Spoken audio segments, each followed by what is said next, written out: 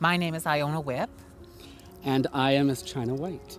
I grew up in small town Saskatchewan called Craik, and I spent the last few years of my life traipsing all over the world. I lived in Vancouver, BC for quite a long time, 16 years, and then housing prices drove me back home, and I'm so glad to be back in Saskatchewan, and Saskatoon was a great place to land for me. So.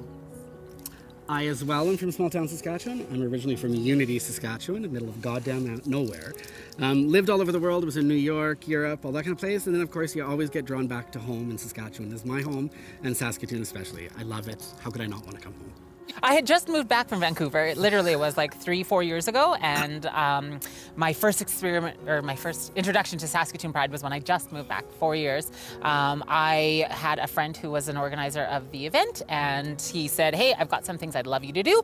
And so I said, "I'm there." And before I had even actually moved into the city, I was performing at Saskatoon Pride, and I was just so blown away by the amount of community and how it really felt like being home and friends and family getting together. It was really, really quaint because, again, coming from Vancouver, everything is so corporate and it's like really, really big and everything is so, so massive that Pride felt more like a business transaction, and this felt more like a family reunion. I really enjoyed it. I was actually at Saskatoon's very first Pride a few years ago. Thousands. 2, 3. And from being in drag and seeing what the Pride Parade was then to what it is now, it is mind-boggling of how much of a community spirit it is and how much of a family, like Iona said, it really, really is here. And it's grown up from, I think we had 4 cars in the very first Pride Parade and we drove real quick, to being able to do what we do now. And I think, I mean, even just the evolution of drag in regards to Pride has been phenomenal, especially in the prairies. My most memorable Pride is actually one that I don't really remember that well, because I enjoy a good party, and I had a lot of really good friends, and I believe it was even 2 years ago now.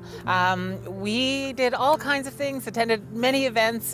We hosted a few things here and there, but I don't remember a lot of it, and it was just so much fun. That's all I remember.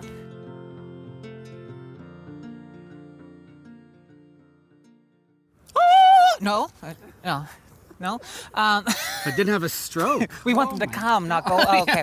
I think collectively we use our voice passionately for Pride. I mean, we've worked many years doing this art form, and I think we always look forward to Pride. You know, Pride's that one time that we get excited, and I think our voice is used at Pride. Because we're men in dresses and we have a political platform. People are staring at us while we're standing on a soapbox. I might as well say something. Yeah. And I think that's what we do. And I hope that's what we do. But I think even just being comfortable enough to be out like this, dressed like this, is saying something about not just myself and my family, but also about our city. Exactly. And I think that for me, that's the best thing, is that, like, there may be some stigma out there, but Saskatoon is actually really loving and generous at heart. And it's so much fun and beautiful. I mean, the scenery around here, the people. Yeah, the men? Oh, the men. Hi, sir. Yes. So yeah, just like Saskatoon is fun, and it may be small on your Pride circuit, but it's got a lot of heart. It's a great city, beautiful. It's got more to offer than people really realize, especially within our community and how loving this city is. And again, that whole thing about it's like a big old family reunion. Exactly. Like, bring your potato salad and come on down and let's share a seat. Butter tarts.